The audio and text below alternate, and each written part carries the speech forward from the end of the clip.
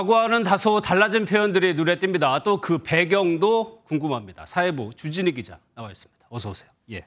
조 전 장관이 관련해서 여러 차례 입장을 표명해 왔기 때문에 과거서부터 한번 봐야 될 것 같은데 그때하고 조금 달라진 것 같아요. 네, 맞습니다. 과거랑 어떻게 달라졌는지 좀 보기 위해서 제가 입장을 한번 모아왔습니다. 먼저 들어보시겠습니다. 예. 저희 아이는 그때 영어 관련 여러 가지 봉사활동을 한 것은 분명한 사실입니다. 검찰이 왜곡하고 과장한 혐의에 대해서 사실과 법리에 따라 하나하나 반박하겠습니다. 정경심 교수 2심 판결의 충격이 큽니다. 권력형 비리, 조국 펀드 등 터무니없는 협의는 벗었지만 인턴 증명서가 유죄로 나왔습니다.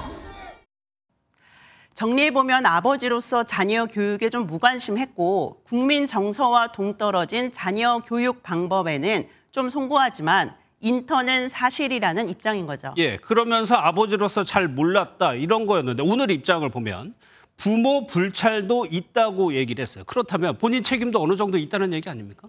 네, 아무래도 그런 것으로 보입니다. 일단 한번 시간순을 한번 보시면요. 예. 지난 14일 조민 씨의 검찰 조사 이후에 검찰은 입시 비리 혐의와 관련한 주요 사실관계를 확인했다고 한 바 있습니다.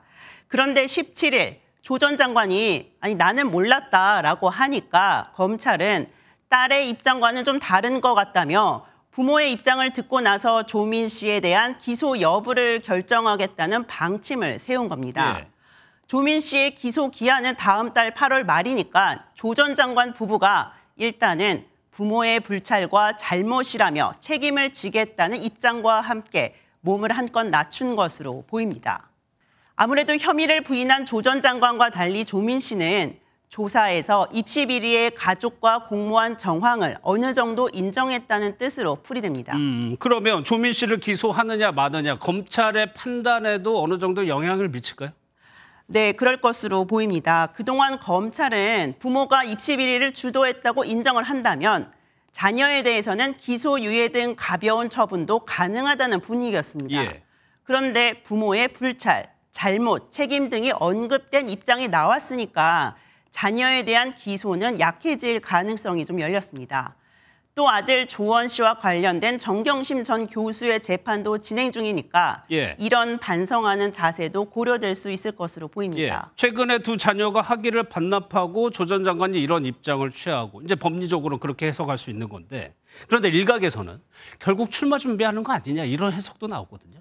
네, 아무래도 조국 전 법무부 장관의 출마 여부가 굉장한 관심을 끌고 있습니다.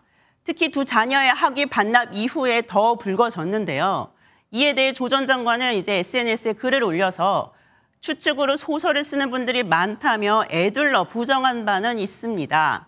관악에 출마하는 거 아니냐는 이야기까지 나오고 있지만 아직까지 사법 리스크를 다 떨쳐낸 것은 아닌 만큼 조금 더 지켜봐야 될 것 같습니다. 알겠습니다. 잘 들었습니다. 지금까지 주진희 기자였습니다.